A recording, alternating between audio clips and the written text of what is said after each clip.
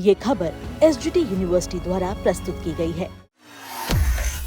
क्या विजय कैबिनेट में शामिल होंगे एआईएडीएमके के बागी विधायक? इन चर्चाओं पर आखिर सीएम विजय ने क्या कहा? तमिलनाडु में सत्ताधारी पार्टी टीवीके ने उन सभी अटकलों को खारिज कर दिया है जिसमें भारतीय कम्युनिस्ट पार्टी मार्क्सवादी को लेकर ये कहा जा रहा था कि वो अपना समर्थन वापस ले लेगी अगर एआईएडीएमके या फिर उसके कोई गुट गठबंधन में शामिल होता है, जिसमें भारतीय कम्युनिस्ट पार्टी मार्क्सवादी को लेकर कहा जा रहा था कि वो अपना समर्थन वापस ले लेगी अगर एआईएडीएमके या फिर उसका कोई गुट गठबंधन में शामिल होता है, जो कि मुख्यमंत्री जोसेफ विजय की सरकार को समर्थन देने वाली 4 पार्टियों में से एक है। टीवी के नेता आधव अर्जुन का बयान आया। आधव अर्जुन ने ये बात तब कही जब उन्होंने सीपीएम और 3 अन्य पार्टियां जिनमें वीसीके भी शामिल है, जिसने चुनाव नतीजों के बाद के एक हफ्ते में काफी नाटक करने के बाद अपना समर्थन पक्का किया था।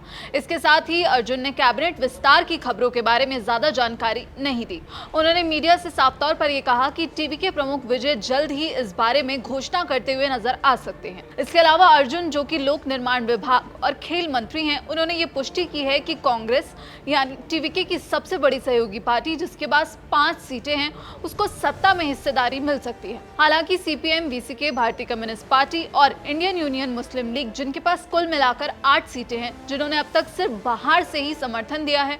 आधव ने इसको लेकर कहा, मुख्यमंत्री ने सीपीएम, सीपीआई, वीसीके और आईयूएमएल को दिए गए निमंत्रण को फिर से दोहराया है। ये उनकी इच्छा और उनका सपना भी है। उन्होंने अपने निमंत्रण में वीसीके प्रमुख थोल थिरुमावलवन का नाम भी लिया है। इस बात पर जोर देते हुए आगे वो कहते हैं कि टीवीके हमेशा सामाजिक न्याय के लिए खड़ी रहेगी। अर्जुन ने दावा किया कि डीएमके के कुछ गुटों और एआईएडीएमके प्रमुख पलानीस्वामी ने 23 अप्रैल के चुनावी नतीजों को चुनौती देने के लिए गठबंधन बनाने की कोशिश की थी। यह संदर्भ उन खबरों से जुड़ा था जिनमें यह कहा गया था कि राज्य में खंडित जनादेश आने के बाद एआईएडीएमके के नेतृत्व में सत्ता पर कब्जा करने की कोशिश की गई थी, जिसमें डीएमके का बाहरी समर्थन भी शामिल था।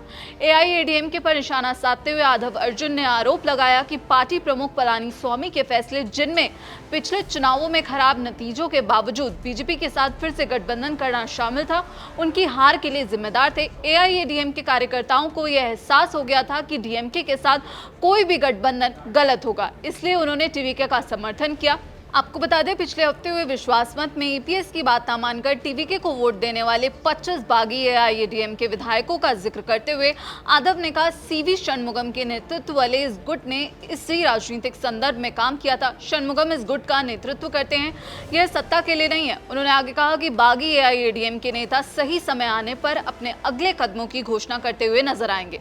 तो मंत्री अर्जुन की तरफ से जो ये बयान दिया गया, इस पर आप क्या कुछ सोचते हैं? आपकी क्या राय है? हमें कमेंट बॉक्स में जरूर बताइएगा, क्योंकि हमने पिछले दिनों देखा कि तमिलनाडु में जिस तरह से विजय की सरकार बनी, वो किसी सियासी पिक्चर से कम नहीं था। फिलहाल इस खबर में इतना ही। बाकी देश और दुनिया की तमाम खबरों के लिए आप देखते रहिए दैनिक जागरण। नमस्कार।